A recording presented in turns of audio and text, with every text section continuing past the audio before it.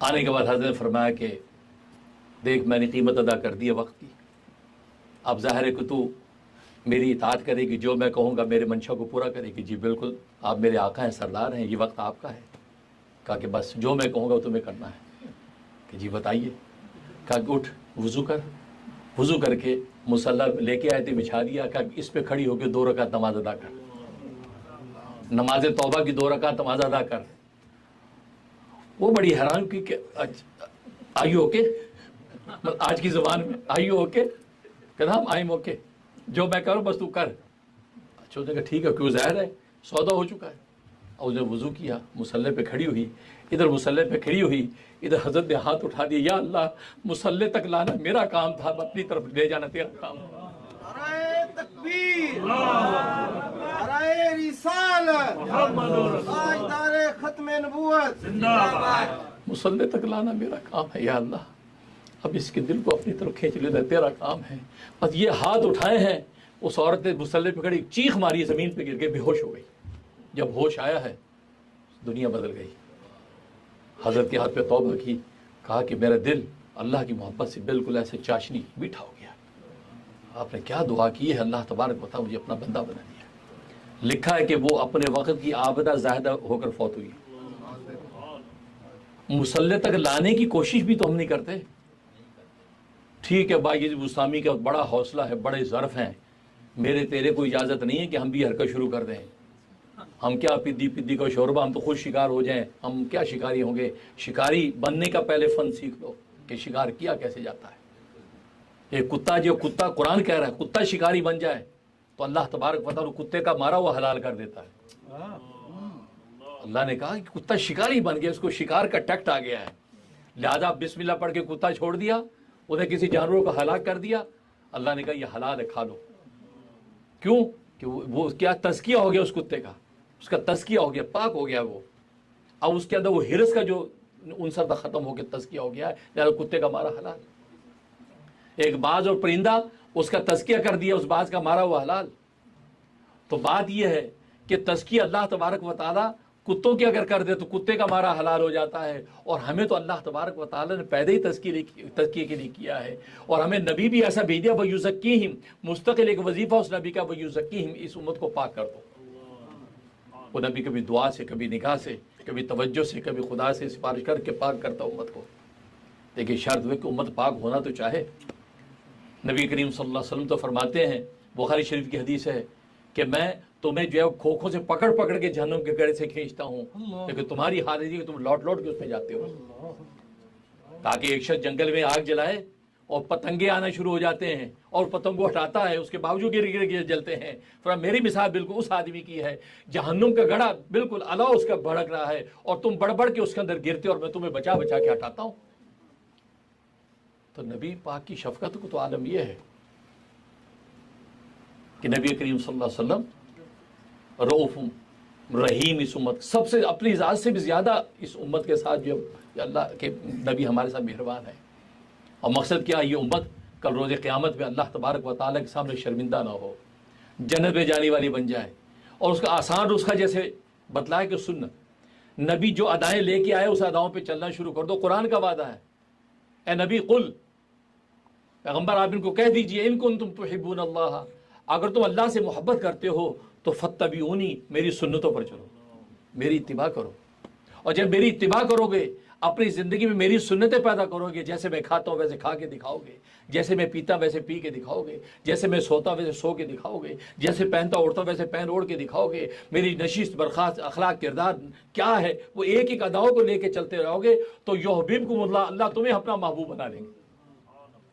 यानी हमारे नबी तो हबीबुर रहमान हैं ही हैं, अल्लाह के महबूब हैं ही हैं। लेकिन अगर तुम उस नबी की अदाओं पे मर मिटोगे तो अल्लाह तबारक व तआला हमें भी अपना महबूब बना लेंगे। और अल्लाह महबूब बना ले तो बेड़ा पार हो गया। जैसे दाता गंजबख्श साहब रहमतुल्लाह अलैह, उनकी बड़ी मारूफ किताब है कश्फुल महजूब। दाता गंजबख्श साहब आप जानते हैं लाहौर के अंदर जिनका मज़ार अक़दस है, बहुत बड़े मुहद्दिस थे। वो किताब में लिखते हैं कि सूफिया और मुहक्किकीन के यहाँ ये बहस उठती है कि आशिक होना अफजल है या महबूब होना अफजल है। तो आखिर वो फैसला दलाइल की रोशनी ही करते हैं कि महबूब होना अफजल है, क्योंकि आशिक होना बड़ा इम्तिहान और कठिन रास्ते हैं। ये कि इश्क के अंदर ज़ाहिर है जो वहाँ जो पत्थर पड़ते हैं, आजमाइशें टूटती हैं और कांटेदार रास्तों से गुजरना पड़ता है। ये ना हो कि इश्क की इस रास्ते के अंदर बेचारा घबरा जाए, क्योंकि आशिक को तो ये कहा जाता है बस चला चल कते राह इश्क अगर मंजूर है, बस चला चल कते राह इश्क अगर मंजूर है, ये ना देखे हम सफ़र नज़दीक है या दूर है। मुश्किलें आशिक को हैं बस कबल अज दीवानगी, मुश्किलें आशिक को हैं बस कबल अज दीवानगी, कुछ दिनों गम सह लिया फिर उम्र भर मसरूर है। अल्लाहु अकबर, मोहम्मद रसूलुल्लाह, जिंदाबाद। तो आशिक के लिए तो सब्र और तहम्मुल का रास्ता, चलते जाओ चलते जाओ चलते जाओ। और आज हम कितने बेसब्र हैं। 2 दिन तहज्जुद की नमाज पढ़ी, कहते दुआ कबूल नहीं हुई, कहते दुआ तहज्जुद में दुआ कबूल होती है। हमने तो तहज्जुद पढ़ी कबूल नहीं हुई। कितने लोग आते हैं। हज़रत उम्मुल उम्मत मुजद्दिद मिल्लत मौलाना अशरफ अली थानवी रहमतुल्लाह ताला ने एक वाक़या लिखा है। किसी जुमे खुतबे में एक शख्स से सुन लिया कि जो तहज्जुद की नमाज पढ़ता है उसका चेहरा रोशन हो जाता है, चेहरा उसका नूरानी हो जाता है। वो सोचा यार ये तो अच्छा आसान नुस्खा है। तब्बत सुनो की क्रीम लगाने के, उस ज़माने में तब्बत सुनो चलती थी, तब्बत सुनो की क्रीम लगाने के बजाय तहज्जुद पढ़ना शुरू करते, मुफ्त पे चेहरा रोशन। अब जनाब उठे रात को तहज्जुद के लिए, और आप जानते हैं पुराने लोग जानते हैं कि सर्दियों के ज़माने में एक ये सिल्वर का बड़ा सारा बर्तन जिसको बंटा बोलते थे, वो हर वक्त चूल्हे पर रहता था। उसमें पानी ले ले के लोग या गर्म पानी अपना वज़ू किया करते थे। तो वो बंटा जो उल्टा पड़ा था, और वो आपको तो चूल्हे पे पड़े पड़े से नीचे से काला हो जाता है, वो उल्टा पड़ा था। अब चिराग का ज़माना था, अंधेरा है। अब ये उठा के तहज्जुद पढ़ना थी, तो लोटा वोटा मिला नहीं, तो सोचने लगा कि तयम्मुम भी तो जायज़ है। शरीयत बड़ी वसी है, बड़ी सौखी है यार, अड्डा भी उन पानी लबो तयम्मुम पढ़ने। तो वो बंटा पड़ा, उस पर हाथ पड़ा उसका, उसने कहा भाई ये थी, हाथ मार के उसे तयम्मुम कर लिया और कर 2 रकात पढ़ ली। तहज्जुद पढ़ के फारूक हुआ। तो अब बेगम को सलवाते सुना लगे, तो सुती पई है, नमाज पढ़, रब नू याद कर। वो बड़े यार के है आज सवेरे सवेरे रब नू याद करते केड़ा है बेटा, मियाँ साहब जागे हुए हैं। अब जब उठ गई अल्लाह की बंदी, उसने कहा पता नहीं आज खैर है, उसने भी नमाज पढ़ ली। खैर अब थोड़ा सा रोशनी हुई तो कहती भले मानस हदीस से जानता है कि जो तहज्जुद पढ़े उसका चेहरा रोशन हो जाता है। ज़रा देख, मैं तहज्जुद पढ़ा चेहरा रोशन होया। उसने जब देखा वो काला हुआ है, क्योंकि कालस सी सारी मुंह को लगी हुई है। उसने कहा कि सरताज, अगर जब वो नूर चिट्टा होता है, नूर अगर सफेद होता तो फिर तो इतने कख नहीं हैगा, जे नूर होता काला घटावा लगी है, फिर तो घटाई लगी हुई है। अगर काला है नूर तो फिर तो चेहरे पे घटाई लगी हुई है। तो मतलब है कि हमारी हालत ये है, एक दिन तहज्जुद पढ़ते ही फौरन नूर इलाही के मुंतज़िर होते, या नूर आया नहीं। आख्या सी कि नबी की सुन्नत में अमल करेंगे तो अल्लाह के महबूब हो जाएंगे। आज ही सुन्नत में अमल किया, आज ही टिकट लग गई और टायर पंचर हो गया, वो अगे बॉस ने जॉब से निकाल दिया। ये चंगी सुन्नत अमल किया, अल्लाह के चंगे महबूब होए। नहीं भाई, तहम करना, आप चलते रहो चलते रहो। इसलिए कि कदम बढ़ाना आपका काम है, नतीजा जाहिर करना उसका काम है। माली दा कम पानी लाना पर मशका लावे, माली दा कम पानी लाना पर मशका लावे, मालक दा कम फल फूल लाना लावे या ना लावे।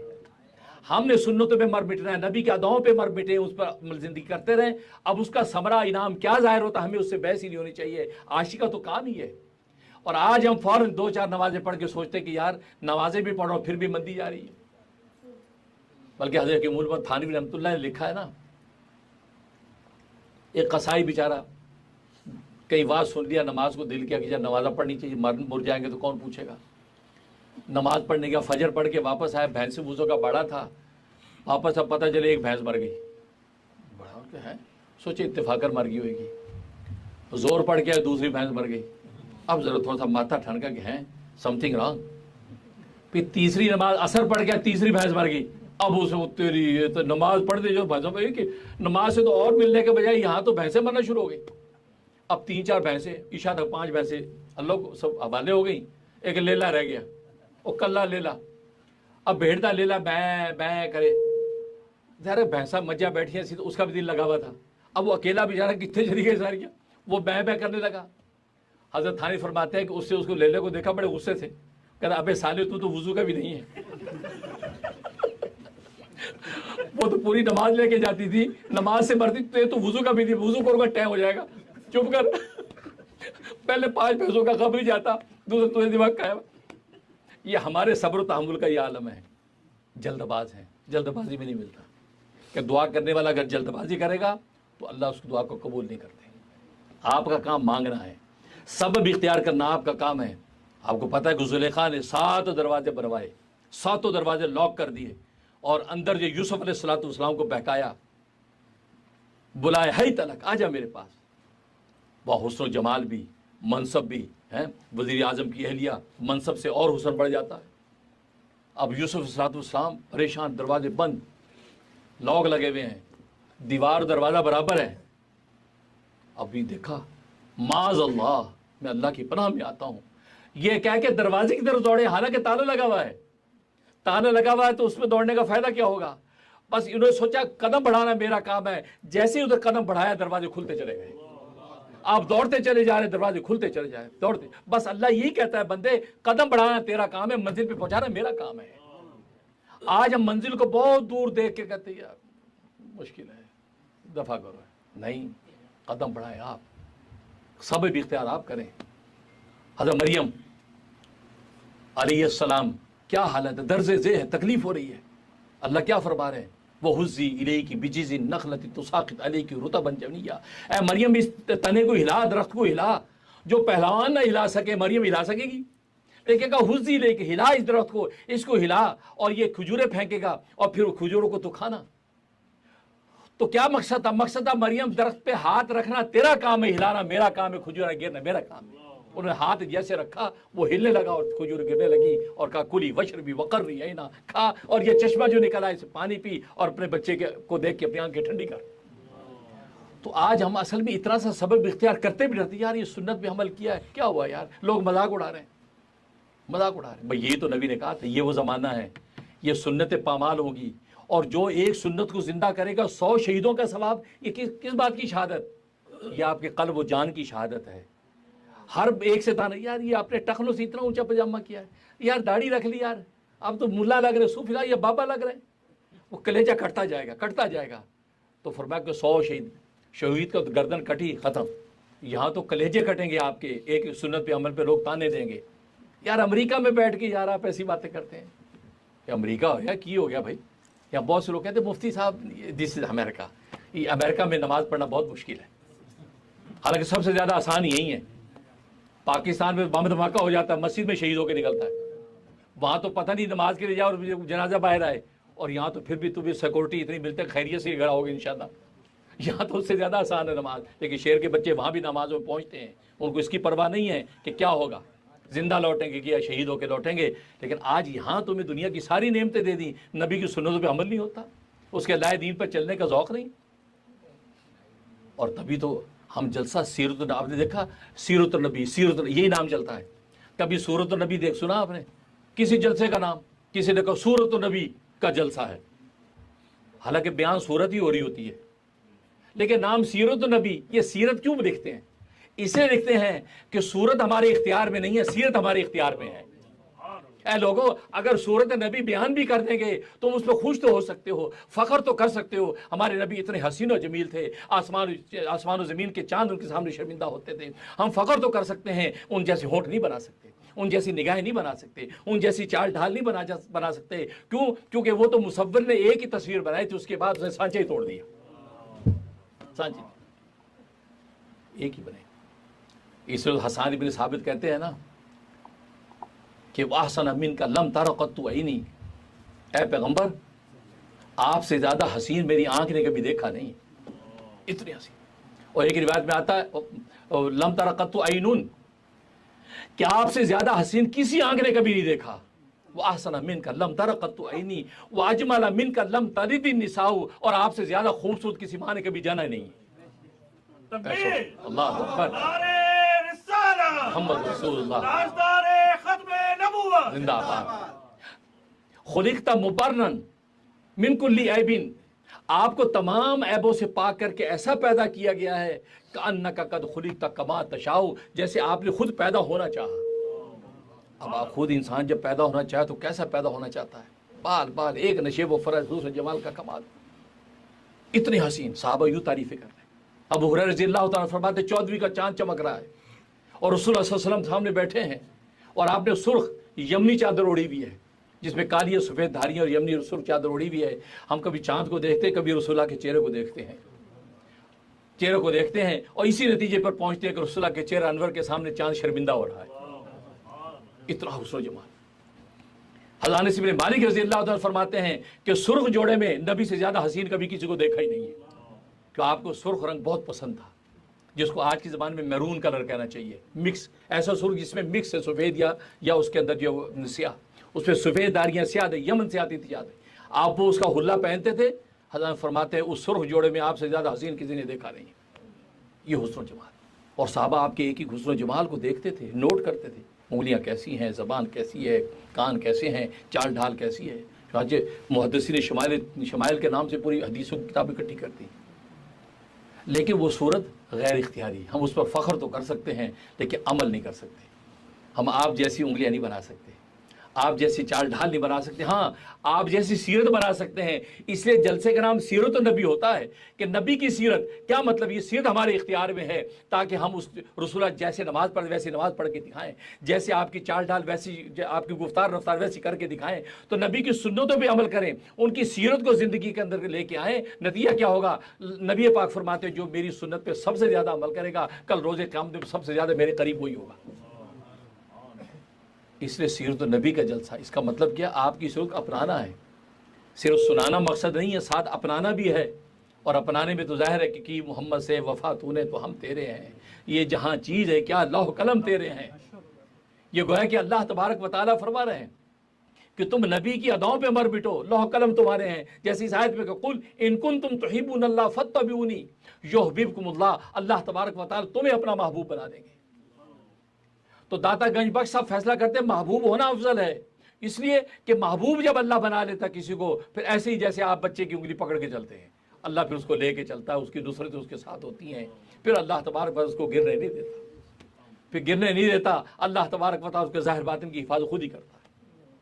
जैसे हदीस में आता अल्लाहुम्मा वाक़िअतन का वाक़िअत वलीद, अल्लाह तो मेरी ऐसी निगरानी कर, ऐसी हिफाजत कर जैसे एक शीरखार बच्चे की हिफाजत की जाती है। और यहाँ की दुनिया में अल्लाह वाले फरमाते हैं, अमेरिका यूरोप जैसे माहौल की दुनिया में 7 दफ़ा रोज़ाना ये दुआ सीने पे दम करके निकला करो, ए अल्लाह मासूम बच्चे को जैसे तो बचाते, या अल्लाह तो मुझे इस तरह बचा। फिर अल्लाह यहाँ की गुनाहों की दुनिया में खुद ही अल्लाह आपको बचाएंगे, खुद ही बचने के असबाब पैदा करेंगे, खुद ही दिल के अंदर ख्यालात आएंगे कि इस रास्ते जाना, इस रास्ते नहीं जाना।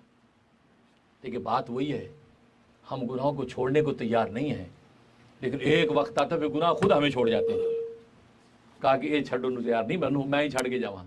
फिर गोडों में जान नहीं रहती, आंखों में रोशनी रहती, हाथों में राशा आ जाता है, बाबा बुढ़ा खत्म। अब क्या करता है? भाई मैं बड़ा नेक हो गया, और वो तो बुराई करके दिखाते रहे, पल्ले कुछ नहीं। अब तो गुनाह तुम्हें छोड़ गए, काबिल इसके कि वो वक्त है कि गुनाह हमें छोड़ जाए, इससे पहले हम गुनाह को छोड़ेंगे। अल्लाह तबारक व तआला क्या दिखा जाएगा कि यार नबियों का वतीरा इख्तियार किया है। जो जवानी में बुढ़ापे वाले अमाल करता है तो वो गोया कि ऐसे अमाल है जैसे नबियों वाले अमाल कर रहा है। इसलिए सीरत नबी के जलसों से मकसद ये है कि नबी करीम सल्लल्लाहु अलैहि वसल्लम की सीरत को अपनी ज़िंदगी के अंदर लाना है। और ज़ाहिर है कि नबी करीम सल्लल्लाहु अलैहि वसल्लम की उम्मत पे हक़ है। इमाम गज़ाली रहमतुल्लाह अलैह ने 23 हक़ लिखे, 23 कि उम्मत पर नबी के 23 हक़ हैं। उन 23 को 4 के अंदर बंद किया। फरमाया पहला हक़ मोहब्बत है, दूसरा इताअत है, तीसरा अक़ीदत है, चौथा नुसरत है। और फिर फरमाया इन चारों को भी अगर एक के अंदर बंद करें तो हक़ मोहब्बत है। बस नबी के साथ सच्ची मोहब्बत का जज्बा पैदा कर लो, खुद ब खुद इताअत करनी आ जाएगी। नाराए तकबीर, नाराए रिसालत, मोहम्मद रसूलुल्लाह, आज दारे खत्मे नबूवत जिंदाबाद, अज़मत व शान मुस्तफ़ा जिंदाबाद, रहबरे शरीयत हज़रत मुफ्ती मुनीर अहमद खून साहब जिंदाबाद। माशाअल्लाह, जिंदा रखे अल्लाह, माशाअल्लाह। तो कहने का मकसद ये कि देखो एक मोहब्बत है, उस मोहब्बत के उन्वान में सब उन्वान आ जाते हैं। कुव्वत इश्क से हर पस्त को बाला कर दे, कुव्वत इश्क से हर पस्त को बाला कर दे, दहर में इसमें मोहम्मद से उजाला कर दे। नबी से मोहब्बत करना सीख लो।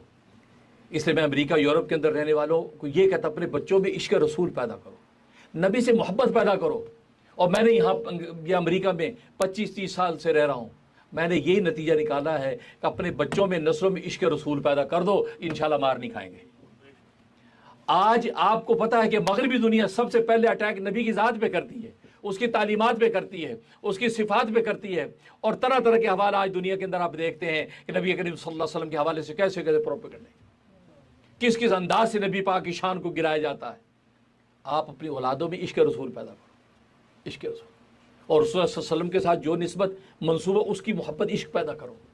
आपका बच्चा अगर आशिक रसूल बन गया, फिर कॉलेज जाए, यूनिवर्सिटी जाए, फिर बाज़ारों में फर्मों के अंदर काम करे, इंशाल्लाह वो मार नहीं खाएगा।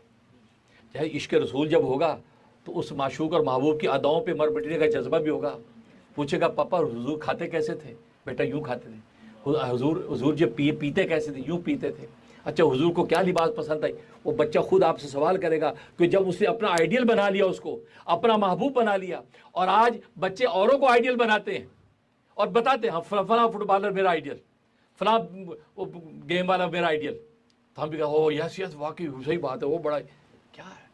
नहीं बेटा, आइडियल बनाते रसूलुल्लाह को आइडियल बनाओ।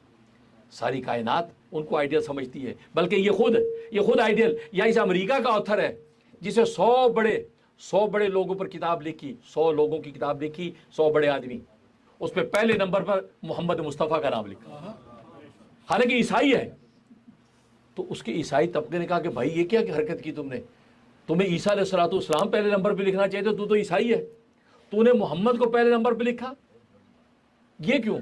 कहा कि असल में बात यह है, मैंने सबकी ज़िंदगियों को मुताला किया, उनके घर बार की ज़िंदगी मुताला की, बाज़ार की मुताला की, मैदान जिहाद की मुताला की, हर पैगंबर की, हर बड़े आदमी की मैंने ज़िंदगियों को मुताला किया।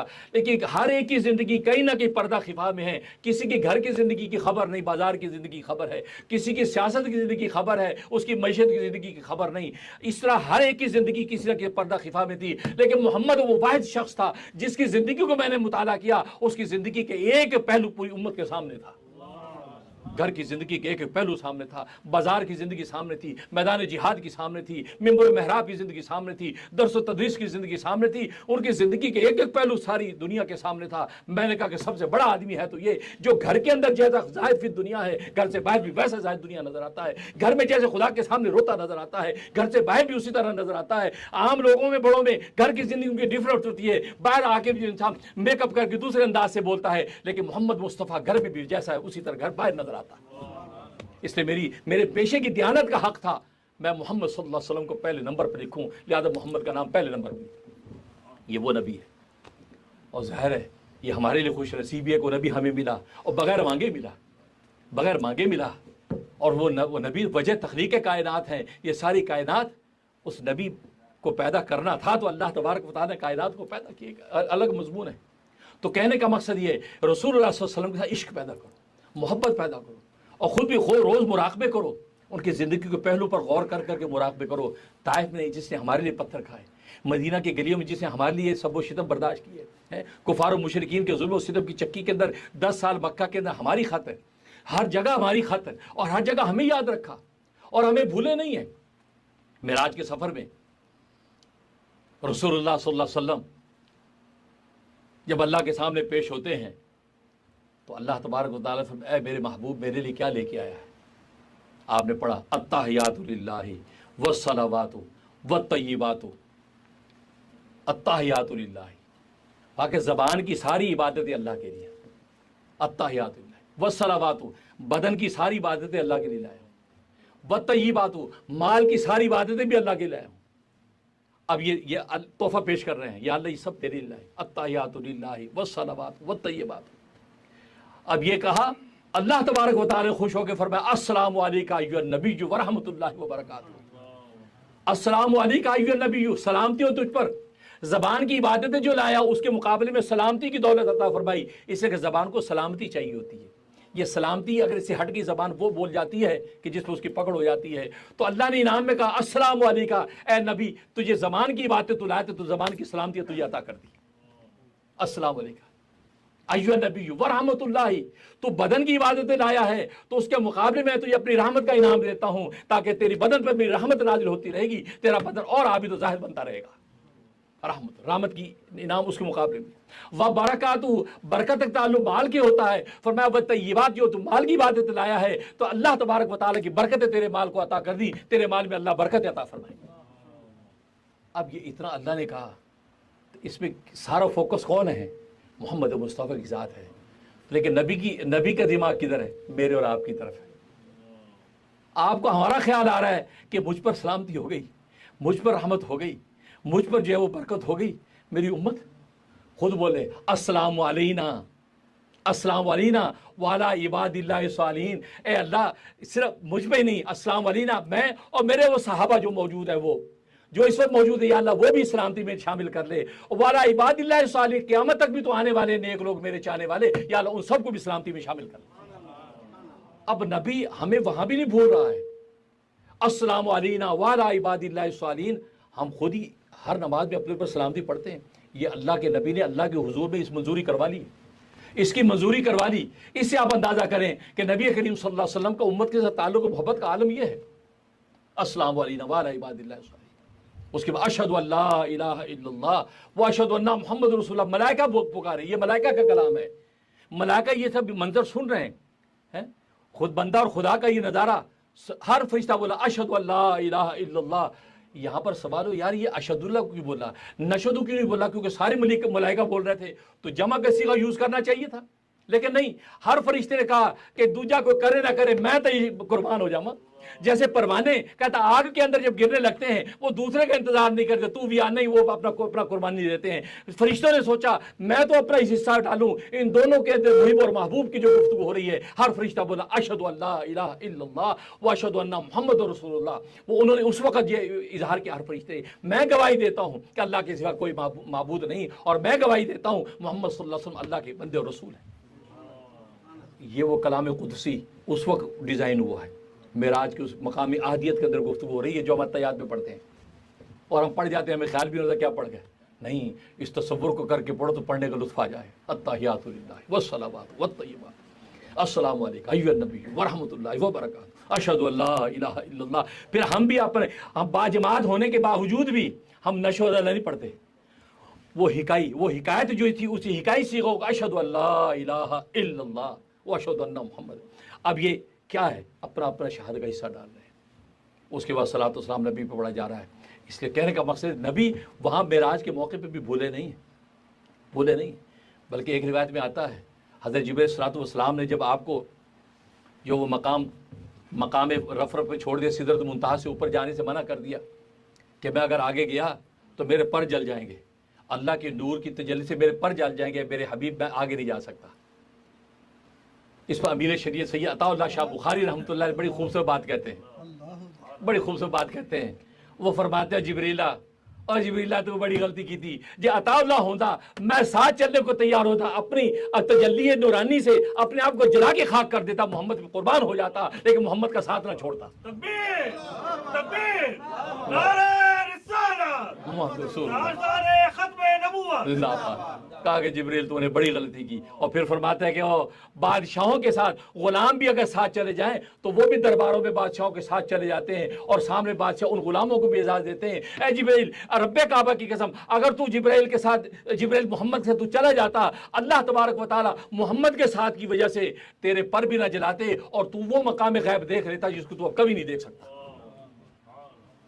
तो बात वही है, क्योंकि आशिक तो कहते कोई बात नहीं, कुर्बान हो जाए, लेकिन साथ नहीं छोड़ेंगे।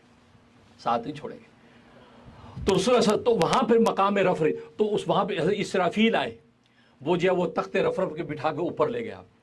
कि आप ऊपर गए, जब जाने लगे तो जिब्रील सल्लल्लाहु ने हुज़ूर सल्लल्लाहु अलैहि वसल्लम ने कहा कि एक छोटी सी दरख्वास्त है। वो क्या?